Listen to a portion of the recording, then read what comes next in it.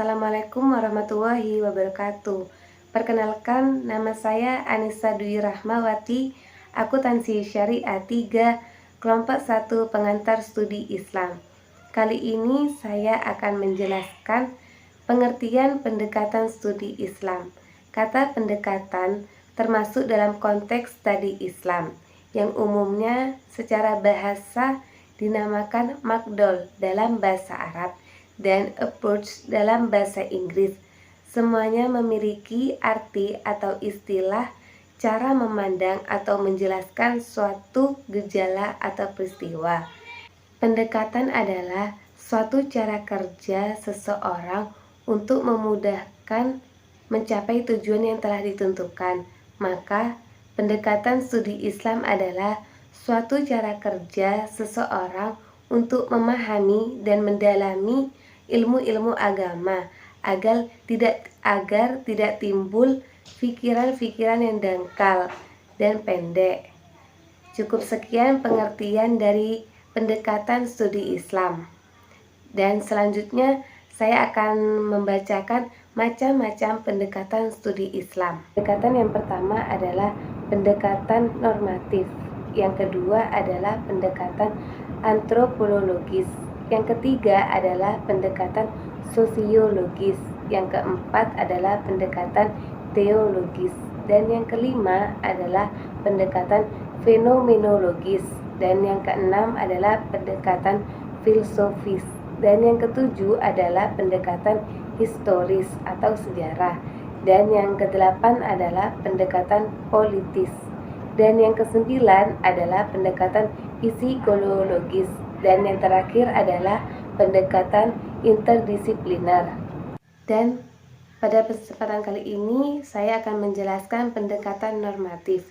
Normatif adalah peraturan yang mengatur tentang baik buruknya seseorang berdasarkan pada norma yang berlaku di masyarakat sekitar. Tetapi pendekatan normatif di dalam studi Islam ini menjerumus atau mendekati dengan ajaran-ajaran Islam yang terkandung dalam Al-Quran dan hadis.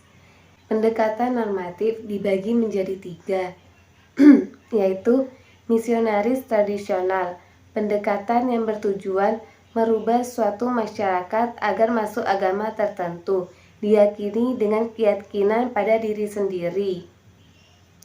Dan yang kedua adalah apologetik, pendekatan yang bertujuan untuk menguatkan keimanan suatu kaum atau masyarakat yang terlindas tidak memiliki keyakinan pada diri sendiri. Dan yang terakhir adalah irenik, pendekatan yang dilakukan untuk menyatukan non-muslim yang berorientasi negatif dengan muslim yang berorientasi menyimpang atau salah.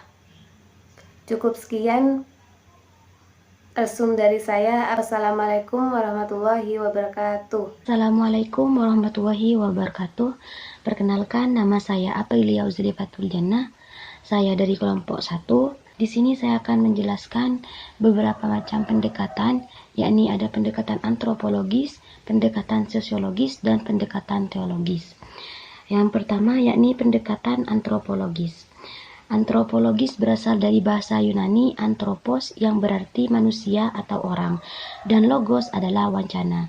Jadi, antropologi ini adalah ilmu yang membahas tentang manusia, khususnya tentang adat istiadat, warna, aneka warna, bentuk fisik, serta kepercayaan pada masa lampaunya. Pendekatan antropologi ini adalah salah satu upaya memahami agama dengan cara melihat praktek keagamaan yang sudah tumbuh dan berkembang dalam masyarakat tersebut.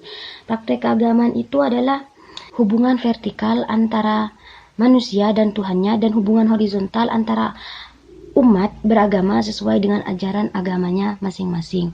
Seperti contohnya ajaran agama, praktek keagamaan di Islam, yakni dengan sholat. Sedangkan praktek keagamaan Hindu seperti puja, sembahyang, dan menyembah berhala seperti itu. Pendekatan teologis. Teologis ini merupakan cabang filsafat yang menjelaskan tentang hakikat Tuhan dan serta keberadaannya. Pendekatan teologis ini dibagi menjadi 3. Ada teologis normatif, teologis dialogis, dan teologis konvergensi. Teologis normatif ini adalah upaya memahami agama dengan menggunakan kerangka ilmu ketuhanan yang menimbulkan keyakinan bahwa agama yang dianutnya adalah agama yang paling benar. Contohnya itu seperti agama Islam menampilkan dan menawarkan nilai-nilai kemanusiaan, kebersamaan, serta keselamatan derajat dan lain-lainnya. Sedangkan pendekatan teologis ini adalah mengkaji agama tertentu dengan menggunakan perspektif agama lain. Pendekatan konvergensi ini metode pendekatan teologi agama dengan melihat unsur-unsur persamaan dari masing-masing agama atau aliran untuk mempersatukan unsur esensial dalam agama-agama sehingga tidak nampak perbedaan yang esensial. Pendekatan sosiologis ini berasal dari bahasa Latin socios yang artinya teman atau kawan dan logos yang artinya ilmu pengetahuan. Ada pula yang mengatakan sosiologi ini adalah ilmu pengetahuan tentang masyarakat. Pendekatan sosiologis ini sendiri yaitu sebuah kajian ilmu yang berkaitan dengan aspek hubungan sosial manusia antara manusia dan manusia lainnya. Contoh dalam pendekatan sosiologi ini adalah seperti dari 20 kitab Fathul Bari, hanya 4 jilid yang berisi tentang ibadah, sedangkan 16 lainnya berisi tentang muamalah. Assalamualaikum warahmatullahi wabarakatuh. Sebelumnya, perkenalkan nama saya Amelia Mujahadah. Di sini saya akan melanjutkan pendekatan yang terjadi pada studi Islam. Pendekatan selanjutnya yaitu pendekatan fenomenologis.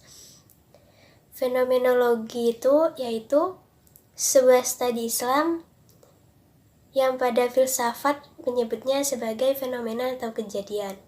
Sedangkan pendekatan fenomenologis yaitu pendekatan agama dengan cara membandingkan berbagai macam gejala dari bidang yang sama antara berbagai macam agama. Tujuan dari fenomenologi itu sendiri yaitu menerangkan permasalahan suatu cerita dari mitos, memahami struktur dan organisasi dari suatu kelompok masyarakat. Pendekatan selanjutnya yaitu pendekatan filosofis, yang mana pendekatan filosofis itu berasal dari kata filsafat, dari bahasa Yunani yaitu philos, yang artinya cinta kepada kebenaran, ilmu, dan hikmah. Filsafat yaitu berpikir secara mendalam, sistematis, radikal, dan universal dalam rangka mencari kebenaran, intimah, atau hakikat mengenai segala sesuatu yang ada. Atau yang dimaksud dalam filsafat itu mencari suatu kebenaran dari sesuatu permasalahan secara sistematis, radikal, dan universal. Pendekatan filosofis merupakan studi proses tentang kependidikan yang didasari dengan nilai-nilai ajaran dengan berdasarkan Al-Quran dan Al-Hadis. Pendekatan selanjutnya yaitu pendekatan historis, yang mana historis itu yaitu suatu ilmu yang membahas berbagai peristiwa yang terjadi di masa lampau, kemudian diingat kembali sebagai kenangan. Pendekatan historis itu sendiri yaitu salah satu upaya memahami agama dengan menumbuhkan perenungan untuk memperoleh hikmah dengan cara mempelajari sejarah nilai-nilai Islam yang berisikan kisah dan perumpamaan.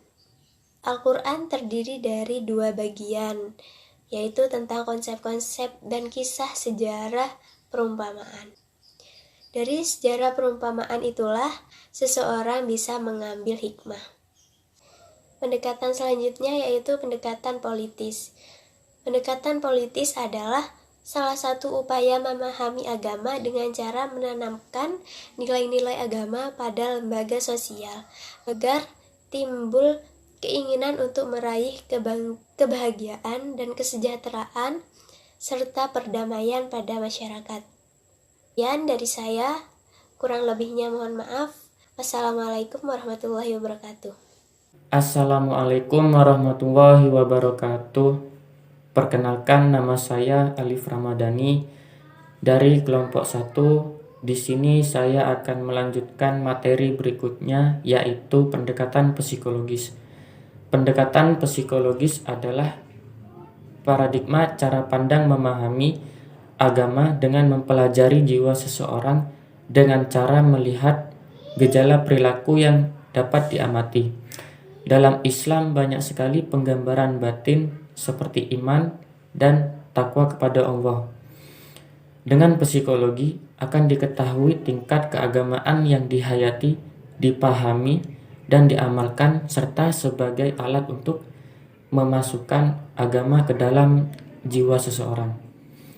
Materi selanjutnya yaitu pendekatan interdisipliner. Pendekatan interdisipliner adalah kajian dengan menggunakan sejumlah pendekatan atau sudut pandang dalam studi. Misalnya menggunakan pendekatan sosiologis, histori, dan normatif. Pendekatan interdisipliner adalah upaya dalam memahami Islam dengan menggunakan sejumlah sudut pandang pendekatan, karena dalam teori interdisipliner sangat penting dibandingkan hanya satu menggunakan pendekatan saja. Dan yang terakhir yaitu analisis pendekatan studi Islam. Dapat kita ketahui begitu pentingnya pendekatan dalam metodologi studi Islam melalui berbagai aspek-aspek metode-metode yang mampu berkembang dalam kemajuan ilmu pengetahuan pada zaman modern seperti sekarang ini. Dalam hal ini umat Islam harus bisa melakukan gerakan pemikiran untuk mengantisipasi perkembangan dan kemajuan studi Islam. Disinilah pentingnya mengenali ajaran Islam untuk mewujudkan suatu kedamaian dan kesejahteraan suatu masyarakat dalam berbangsa dan bernegara. Sekian, terima kasih. Assalamualaikum warahmatullahi wabarakatuh.